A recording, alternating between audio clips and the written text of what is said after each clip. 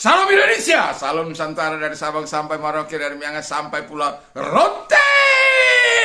Mantaplah iman kita, mantaplah kasih kita, mantaplah pengharapan kita tentunya dalam Yesus Kristus menjadi Tuhan dan Juru Selamat kita dan Juru Selamat dunia. Jangan katakan bahwa Yesus itu bukan Tuhan, jangan katakan bahwa Yesus itu bukan Juru Selamat. Dia adalah Tuhan, Dia adalah Juru Selamat. Haleluya, mantap! Jadi kalau engkau percaya, engkau akan diselamatkan. Engkau tidak percaya, engkau akan dihukum. Yohanes 3 ayat 36 dan Yohanes 14 ayat yang ke-6. Akulah jalan dan kebenaran dan hidup, tidak ada seorang sampai kepada Allah kalau tidak melalui aku. Di bawah kolong langit ini tiada nama lain yang diberikan kepada manusia yang olehnya kita diselamatkan. Tiada nama lain selain di dalam nama Yesus. Puji nama Tuhan. Dan kiranya di pagi ini kekuatan Tuhan, kekuatan firman, kekuatan Roh Kudus, kekuatan doa senantiasa menyertai kita sehingga kita tetap mantap semangat di dalam Tuhan Yesus Kristus. Haleluya. Terima kasih Tuhan. Dan di pagi ini biarlah kita terus mengandalkan Tuhan sebelum kita beraktivitas. Izinkan kita mendengarkan firman Allah. Mari kita berdoa. Terima kasih Tuhan. Kiranya firman-Mu menolong kami untuk bersikap benar terhadap dunia ini Tuhan. Di dalam nama Yesus kami bersyukur dan berdoa. Haleluya. Amin. Demikian bunyi firman Allah 1 Yohanes 5 ayat 19. Demikian bunyinya. Kita tahu bahwa kita berasal dari Allah dan seluruh dunia berada di bawah kuasa si jahat. Dan seluruh dunia berada di bawah kuasa si jahat. Jadi dalam kehidupan kita sebagai orang yang percaya kepada Tuhan, kita harus sadar, kita harus tahu bahwa di tempat kita berada ini bukan tempat yang nyaman, bukan tempat yang indah, walaupun ada banyak pemandangan yang indah di kota-kota, di lembah-lembah. Kalau kita berjalan ke gunung lalu melihat ke bawah, atau dari puncak, dari penanggak sana melihat ke gunung, view yang begitu luar biasa, itu sangat indah. Saya suka berjalan ke gunung dan kemudian melihat view yang demikian. Ada view laut, view lembah, dan view pegunungan dan pohon-pohon. Luar biasa, menyegarkan hati. Walaupun lelah, tetapi kita sampai di puncak kita sangat senang. Karena apa? Kita bisa melihat segala ciptaan Tuhan itu begitu luar biasa. Itu ya, walaupun dunia ini indah, tetapi jangan terlena dengan situasi ini, karena firman Allah katakan dunia ini berada dalam kuasa si jahat. Tetapi kita harus bersyukur bahwa kita ini milik Allah, nggak bisa disentuh. Ayat 18-nya kita nggak bisa disentuh oleh si jahat selama kita betul-betul mempunyai sikap yang benar terhadap dunia ini. Jadi sikap kita yang pertama menghadapi dunia ini sadar, ya harus sadar, eling atau itu apa eling itu? Ingat. Dunia ini hanya mampir ngumbe, di dunia ini kita hanya sementara. Jadi kalau dunia ini menawarkan sesuatu yang indah bagi kita, kita sadar ya. Kita bukan tempat kita bukan di sini, walaupun saat di dunia ini 70-80, walaupun saya minta 120 tahun.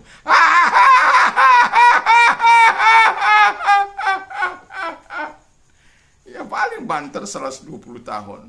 Ya, ada exception, ada mungkin pengecualian mereka yang mendapat anugerah lebih ya. Ada yang saya baca di mana itu 135 tahun masih sehat gitu. Wow. Itu benar apa tidak saya nggak tahu, tetapi itu di YouTube saya lihat ya. Jadi kita sebagai orang yang percaya kepada Tuhan, kita harus mempunyai percaya kepada Tuhan, harus punya sikap yang benar terhadap dunia ini. Jadi harus sadar bahwa dunia ini bukan tempat kita. Dunia ini bukan tempat tinggal kita. Dunia ini tempat sementara kita yang akan kemudian kita dipindahkan kepada surganya nanti. Atau melalui proses kematian kita dipindahkan ke sana. Selama kita masih hidup dalam dunia ini, jangan biarkan setan mengambil alih dalam hidupmu. Ada banyak orang tidak sadar, tidak eling akan hidupnya. Dia puaskan kehidupannya. Bahkan ada orang berkata, mari kita puaskan hidup kita hari ini, karena besok juga kita mati, kita juga tidak dapat selama masih kita hidup, mari kita puaskan hidup kita. Walaupun walaupun sampai menyakiti hati Allah. Allah tidak dipuaskan, Allah tidak dimuliakan, Allah tidak ditinggikan, tapi justru Allah sangat direndahkan. Dan kematian orang-orang yang seperti ini akan mengalami banyak penderitaan. Saya mau katakan kepada kita, Elim. Yang kedua kata firman Allah, berjaga-jaga dan berdoa. Ini penting ya. Coba Anda baca dalam Matius 24 ayat 41, roh memang penurut tapi daging lemah. Itu sebabnya kita berjaga-jaga dan berdoalah supaya kamu jangan jatuh ke dalam pencobaan. Roh memang penurut tapi daging lemah. Jadi kalau daging itu lemah, kita bisa diikat oleh dunia ini. Ya, kita bisa ditawari oleh dunia ini hingga kita melakukan sesuatu yang tidak menyenangkan. Itu sebabnya kita berdoa supaya apa? Kita dapat mengalahkan keinginan dunia ini dan mengalahkan dunia ini dalam kehidupan kita. Dan yang ketiga kata firman Allah adalah sikap kita jangan mengasihi dunia ini. Jadi kita dalam 1 Yohanes 2 ayat 15-16, janganlah kamu mengasihi dunia dan apa yang ada di dalamnya. Jikalau orang mengasihi dunia, maka kasih akan Bapa tidak ada dalam orang itu. Sebab semua yang ada di dalam dunia itu keinginan daging, keinginan mata, keangkuhan hidup, bukanlah berasal daripada Bapa, melainkan dari dunia. 17, dan dunia ini sedang lenyap dengan segala keinginannya, tetapi orang-orang yang melakukan kehendak Allah tetap hidup untuk selama-lamanya. Jadi kalau kita mengasihi dunia ini, kasih Bapa tidak ada pada kita. Dan bukan hanya itu saja, dan kita tidak akan menikmati hidup kekalnya Allah. Itu keangkuhan keinginan mata. Ya, kita tahu Hawa itu jatuh karena keinginan matanya. Ketika dia lihat, dia ingin, dia ambil buah itu, dia makan, diberikan pada suaminya. Dan mereka terusir dari Taman Eden itu. Dan akhirnya mereka diusir menjadi keluarga yang amburadul. Sampai si Kain membunuh adiknya. Kalau kita mengasihi dunia ini, kejahatanlah yang akan kita lakukan. Hal-hal yang bertentangan dengan kehendak Allah. Terus keinginan mata, keinginan daging, perselisihan, percederaan, iri, dengki, benci, ya, hawa nafsu, percabulan, dan pesta pora yang kita anggap sangat-sangat menyenangkan, ya. Ketika kita punya sikap, satu contoh, saya punya sikap terhadap tubuh saya ini. Saya sedang berada dalam diet. Saya merasakan berat badan 99 hampir 100 itu sangat berat. Ya.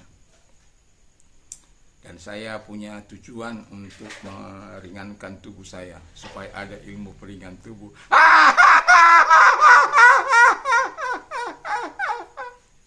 Nah, supaya saya mau membuat 85 lah dulu ya, 85. Nanti kalau kita lihat 85 itu sudah lebih, saya merasakan sudah sekarang ini kalau saya tidak makan itu istilahnya di saat pagi saya menimbang itu sudah 82 ya, sudah 82. Jadi berarti sudah tinggal 3 kilo lagi saya menurunkan berat saya supaya dari 99 lebih hampir 100. Dan saya punya sikap untuk terus menurunkannya.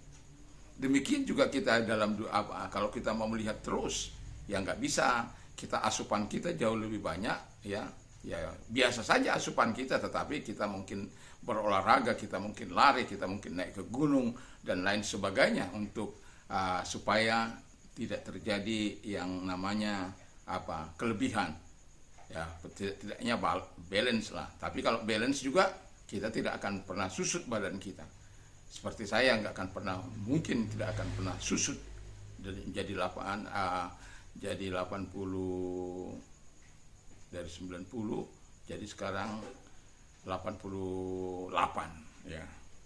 Dari hampir 100 jadi 88. Jadi sudah hampir 12 kilo dan itu membuat celana saya agak longgar.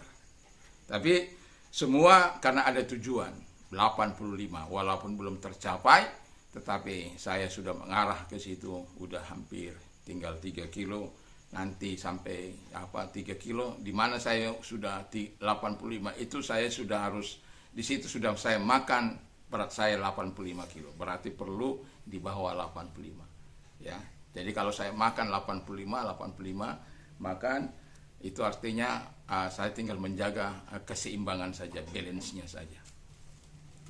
Nah, jadi kita mengasihi dunia dengan hawa nafsunya, maunya cia, makan, ya.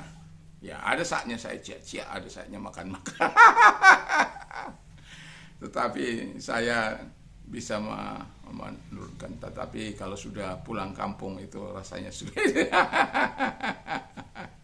Ya, puji nama Tuhan. Lalu kemudian dikatakan dalam dan keangkuhan hidup itu. Kalau kita mengasihi dunia itu adalah suatu keangkuhan hidup dan itu melawan Tuhan.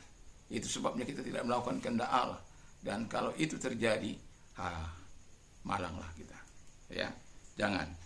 Yang seharusnya kita lakukan sikap kita kepada dunia ini dengan taat kepada perintah-perintahnya dan berbuat apa yang berkenan kepadanya. 1 Yohanes 3 ayat 22 sampai dengan 24. Jadi ketika kita mau mengalahkan dunia ini, tidak jalan lain, kita harus betul-betul hidup bersama dengan Allah. Tidak bisa kita melawan dunia ini dengan kekuatan kita. Itu sebabnya kita baca tadi di dalam ayat 1 Yohanes 5 ayat 19 itu, jelas-jelas dunia dalam kuasa dan genggaman si jahat. Tetapi ayat 18 kalau kita baca tadi, kita lihat bahwa kita tidak akan pernah dapat dikuasai oleh si setan, oleh dunia ini, karena kita milik Allah. Jadi engkau pilih milik Allah untuk bisa melawan dunia ini, atau engkau pilih milik dunia ini untuk engkau melawan Allah. Itu tergantung kepadamu. Tetapi kalau engkau mau melawan Allah ini, melawan dunia ini, jangan pernah lupa. Ya, jangan pernah lupa. Hidup dalam berdoamu harus kau jaga, penyerahan diri, terus kemudian ketaatan terhadap perintah dan firman harus tetap ada dalam hidup kita, supaya kita dapat mengalahkan temptation, godaan dunia ini yang akan membawa kepada kehancuran dan kematian kekal. Bukan hanya kematian terpisahnya tubuh dari roh, tapi terpisahnya hidup kita dari Tuhan ketika kita membangkang atau mengasihi dunia ini. Dan itulah sebabnya saya mau katakan kepada kita, taatlah kepada Tuhan supaya kita tetap bisa melawan segala pengaruh dan kekuatan si jahat, kekuatan dunia ini, kekuatan iblis. Karena apa? Kita adalah pelaku daripada firman Allah. Mari kita tunduk kiraan dan kita berdoa.